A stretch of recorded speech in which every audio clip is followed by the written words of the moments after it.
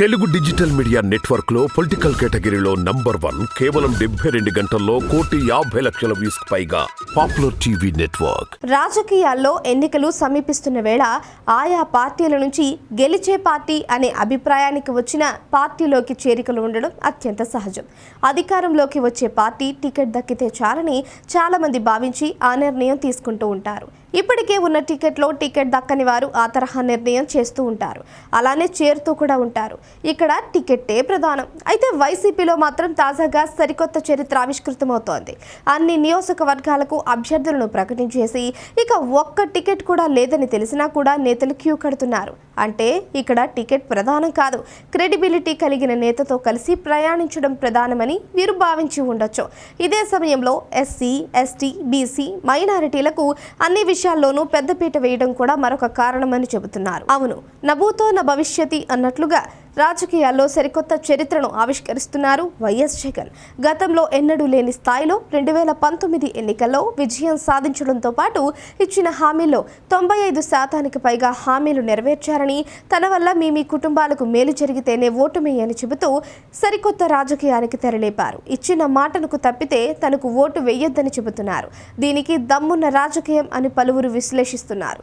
అదేవిధంగా రాజ్యాధికారంలో SC, ST, BC, మైనారిటీలను భాగస్వామ్యులను చేస్తూ 50% టికెట్లు వారికి కేటాయించారు. ఈ సమయంలో రానున్న సార్వత్రిక ఎన్నికల ప్రచారంలో భాగంగా మేమంతా సిద్ధం అంటూ బస్సు యాత్ర కూడా మొదలుపెట్టారు. అయితే ఈ బస్సు యాత్రకు ఒక్కరోజు ముందు సీఎం క్యాంప్ ఆఫీస్ కళకళలాడిపోయింది.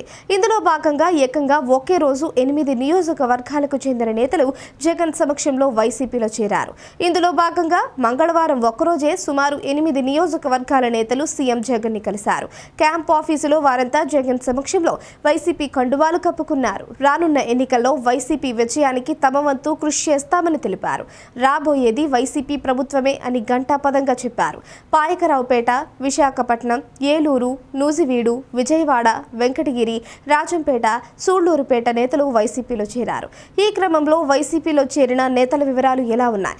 నూజివీడు మాజీ ఎమ్మెల్యే చిన్నం రామకోటయ్య, ఆయన కుమారుడు చిన్నం చైతన్య పాయకరావుపేట నియోజకవర్గం TDP Eluru parliament incharge Goramuchu Gopal Yadav, Sullurpeta TDP senior నేత వేనాటి రామచంద్రారెడ్డి, వెంకటగిరి నియోజకవర్గం టీడీపీ సీనియర్ నేత doctor Mastan Yadav, Rajampet parliament TDP MP incharge Ghanta Narahari, Jai Bharat national party మాజీ అధ్యక్షుడు గొరకపూడి చిన్నయ్యదొర, విశాఖపట్నంకు చెందిన పలువురు సీనియర్ నాయకులు జీవి రవిరాజు, బొగ్గు శ్రీనివాస్, బొడ్డేటి అనురాధ, విజయవాడకు చెందిన పలువురు టీడీపీ మాజీ కార్పొరేటర్లు, జనసేన నాయకులు, వీరిలో బత్తిన రాము, గండూరి మహేష్, నందిపు జగదీష్, కొక్కిలిగడ్డ దేవమణి, కోసూరు సుబ్రహ్మణ్యం, గోరంట్ల శ్రీనివాసరావు ఉన్నారు.